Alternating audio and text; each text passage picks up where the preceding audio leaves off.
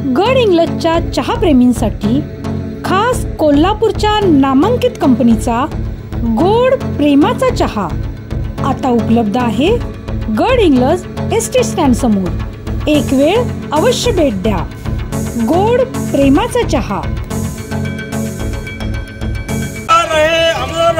शिंदे साहेब अमर। माजी आमदार श्रीपतरावजी शिंदे यांनी सातत्याने वर्षानुवर्षे लोकशाही मार्गाने सर्वसामान्य, गोरगरीब, कष्टकरी, दीनदलित, पीडित, वंचित शेतकरी आणि कामगारांसाठी लढा दिला। त्यांच्या विचारांचा वसा खाली ठेवू देणार नाही असा निर्धार करीत गड इंग्लज तालुक्यातील सर्व शिंदे साहेब प्रेमींनी आज प्रांताधिकारी बाबासाहेब वाघमोडे यांना सर्वसामान्य जनता आणि शेतकरी यांच्या विविध समस्या विषयक निवेदन दिले। आम्ही सर्व शिंदे साहेब या घोषणांनी या कार्यकर्त्यांनी गड इंग्लज शहर आणि प्रांत कार्यालय परिसर दणानून सोडला।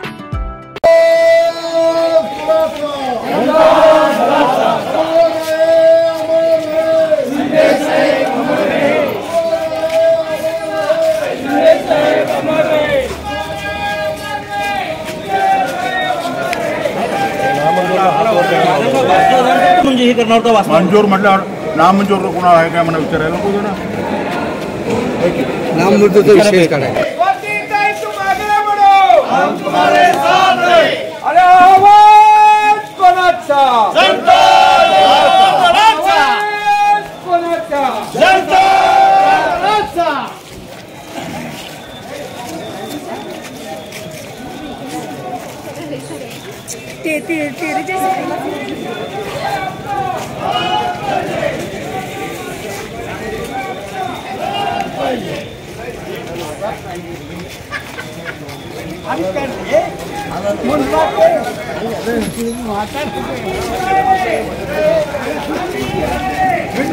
ये पुढे आहे।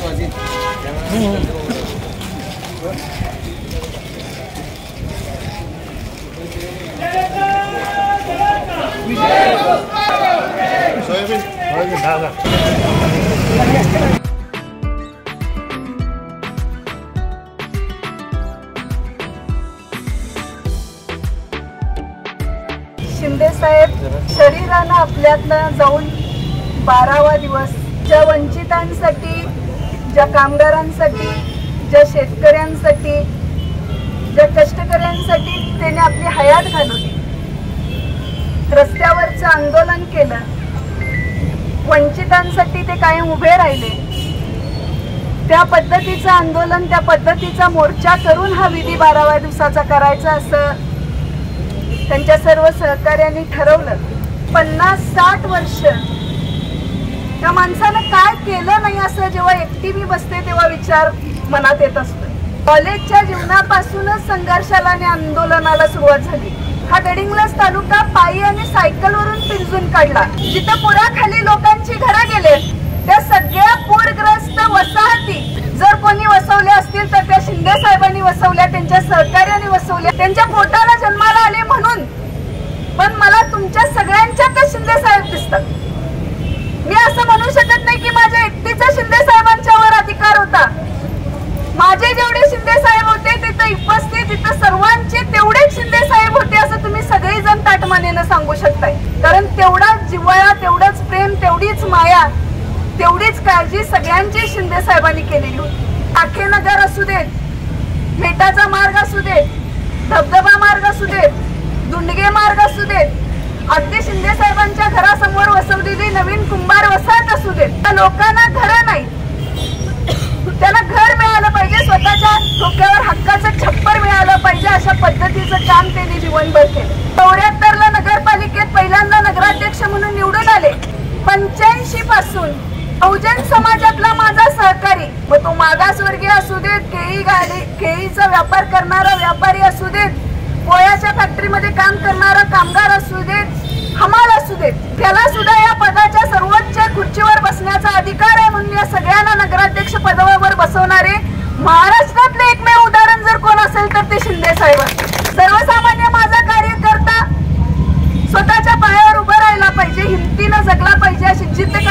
स्वतः बाळगलेली होती.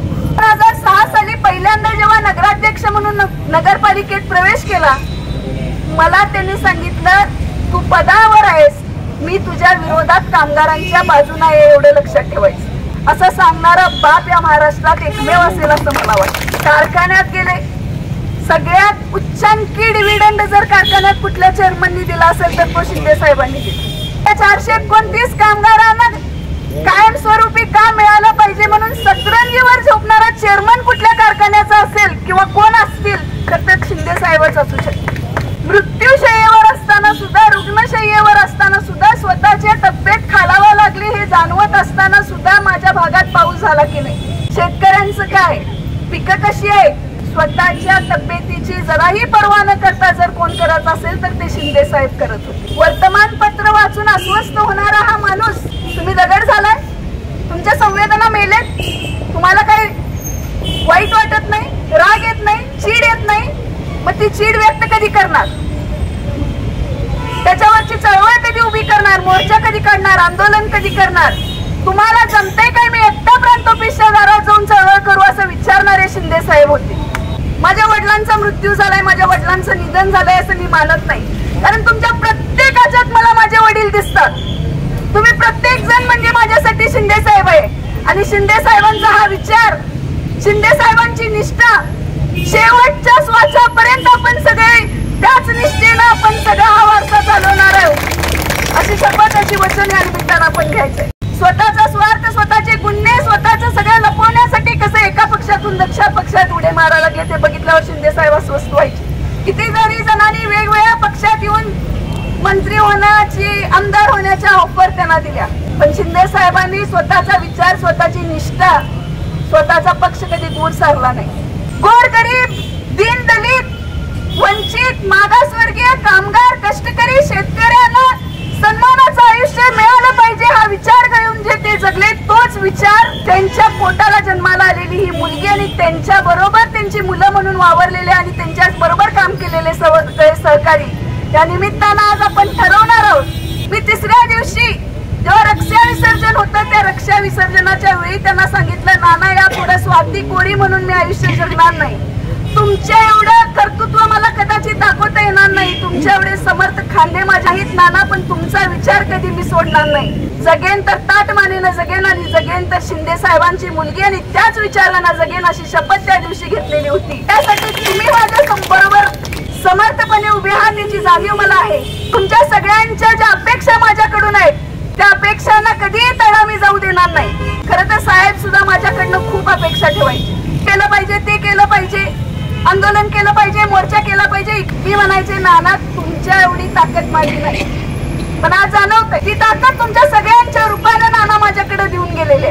तुमचा आंदोलनांचा वारसा, तुमचा हा मोर्चांचा वारसा, तुमची तत्व, तुमच्या निष्ठा आम्ही प्राणपणाने जपू असा निर्धार या निमित्तानं करूया. हीच शिंदे साहेबांसाठी खरी श्रद्धांजली असेल. आजपर्यंत साहेब इथं बसलेले असायचे आणि त्यांच्या जीवावर आम्ही सगळे आंदोलन करायचे.